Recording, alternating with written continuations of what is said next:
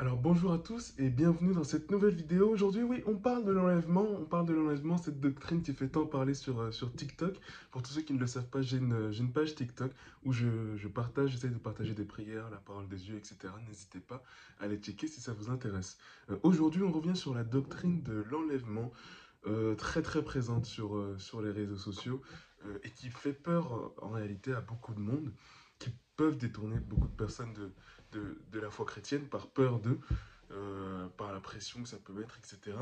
On va essayer de voir les pour, les contre et surtout de remettre les choses dans leur contexte. Pour parler de cette thématique de l'enlèvement, on revient dans 2 Thessaloniciens et on va essayer de parcourir ensemble le chapitre 2 que je trouve très intéressant sur cette thématique. Donc je vous mets le passage en dessous. Je vous mets la vidéo à écouter, ça doit être une vidéo de 2-3 minutes. Vous faites pause sur cette vidéo, vous allez écouter ça et puis on revient ensemble. Donc voilà, j'espère que l'écoute a été bonne de votre côté. Pour ceux qui n'aiment pas écouter en livre audio la parole de Dieu, vous pouvez prendre votre Bible ou bien lire la Bible sur AELF, qui est une application que je trouve très bien faite et où c'est pratique de retrouver les versets. Donc voilà, n'hésitez pas. Ou bien au lit Bible, à votre guise. Alors, l'enlèvement. L'enlèvement, donc ici, l'apôtre Paul l'appelle le jour du Seigneur, juste pour remettre en contexte ce qui se passait dans la ville de Thessalonique, puisque nous sommes dans la lettre aux Thessaloniciens. Alors, je vous mets une vidéo qui expliquera les choses bien mieux que moi, mais pour remettre en contexte un petit peu, la ville de Thessalonique, ce qui se passait et ce sur quoi l'apôtre Paul répond, c'est sur le fait que dans cette ville, des personnes disaient au nom de l'apôtre Paul, qui est la personne qui est venue apporter l'évangile à la ville de Thessalonique, des personnes qu'on ne connaissait pas trop disaient au nom de l'apôtre Paul, oui, en réalité, le jour du Seigneur est déjà arrivé, pour telle raison, vous êtes là, vous êtes en enfer, Dieu vous a oublié, etc. Arrêtez de croire en Dieu, etc. etc. Et donc l'apôtre Paul est en train de dire, non, il faut qu'il se produise ça, avant que le jour du Seigneur arrive, et pendant le jour du Seigneur, il se passera ça, puis, etc., etc. Donc il remet tout ça en contexte. Jour du Seigneur, je dirais, dont l'enlèvement fait partie. Et d'ailleurs, il en parle un petit peu dans les chapitres, alors chapitre 3 de la première lettre à Thessaloniciens, où il parle de cet enlèvement-là, c'est-à-dire, oui, à tous nos frères qui sont morts à cause de Jésus-Christ, vous serez ressuscités, et à tous ceux, nous, qui sommes vivants, nous serons enlevés de la terre jusqu'auprès du Fils ressuscité, etc. En gros, un message d'espoir pour les Thessaloniciens qui vivent des temps difficiles. Parce que, effectivement, le gros souci de la ville de Thessalonique, c'est que l'apôtre Paul y a annoncé l'évangile et le roi Jésus-Christ.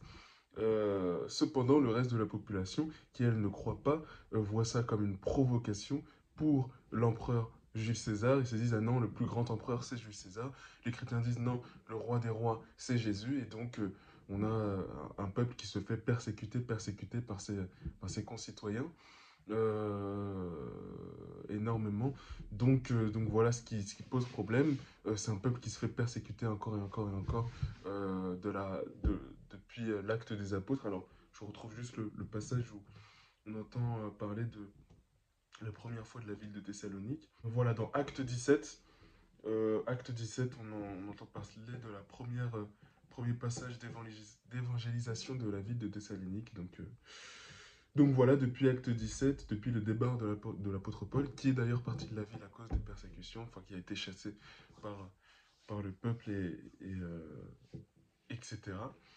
Donc voilà, une ville persécutée, et donc c'est pour ça que l'apôtre Paul revient énormément sur la ville de Thessalonique vivant des tribulations, etc., etc., et que la ville de Thessalonique se pose énormément de questions sur «Ah, mais on vit des temps aussi difficiles que ça, est-ce que ce serait pas le jour du Seigneur?» En tout cas, le peuple, l'Église, là-bas, avec un grand E, est sous tension, parce qu'on ne sait pas trop, quand est-ce que Jésus revient, ça devient difficile, etc.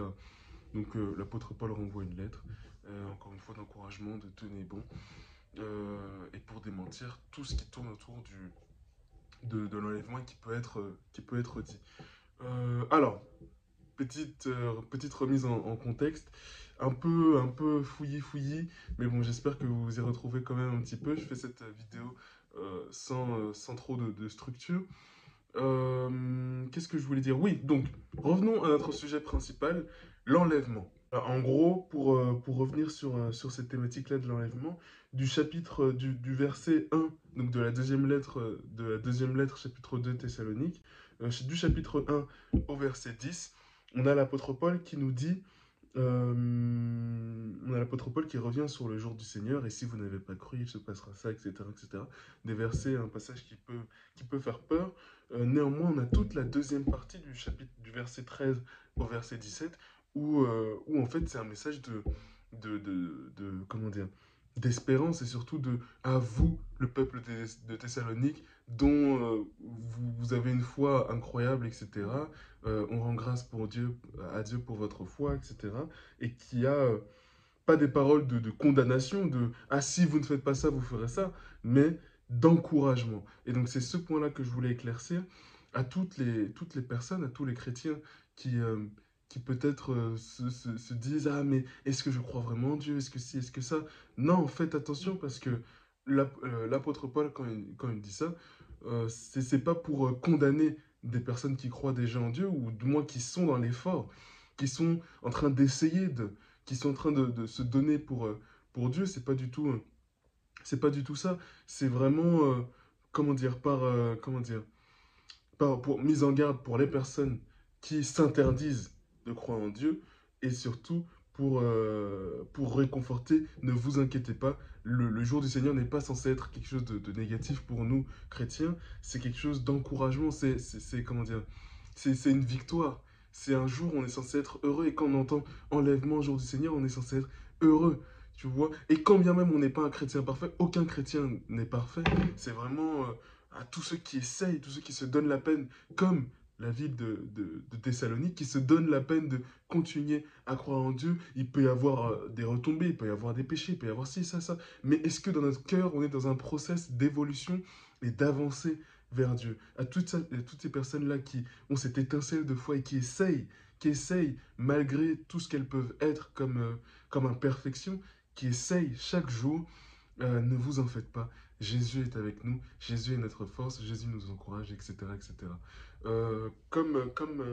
Autre lettre comme ça de l'apôtre Paul en tant qu'encouragement. Et voilà, comme lettre d'encouragement, on a un peu voilà, toute la lettre aux Colossiens, chapitre 1, chapitre 2. Voilà, il y a 4 chapitres, ça se lit assez rapidement, ça s'écoute assez rapidement, je crois que ça doit être 15 minutes d'écoute, c'est pas très long, donc n'hésitez pas. Je vous mets tout ça en description.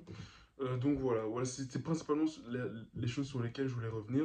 On a tendance à souvent avoir peur de l'enlèvement, souvent avoir peur ah oui, mais est-ce que je crois vraiment en Dieu? Si tu te poses la question, c'est que tu as une étincelle de Dieu. Si tu as peur en écoutant tout ça, c'est que tu as une étincelle de foi et qu'il faut maintenant l'entretenir, faire marcher tout ça par la prière, la lecture de la parole, la célébration de Dieu au temple, donc la messe, et l'amour, l'amour, l'amour. Donc voilà, honnêtement, c'est tout ce que j'avais à dire, hein. C'est tout ce que j'avais à dire. Ne vous en faites pas, n'ayez pas peur. Dieu voit tous vos efforts. Dieu n'est pas injuste. Et ayez confiance. Voilà, les amis, je vous souhaite une très bonne après-midi, très bonne journée, très bonne soirée. À très très vite et bonne journée à tous. Salut!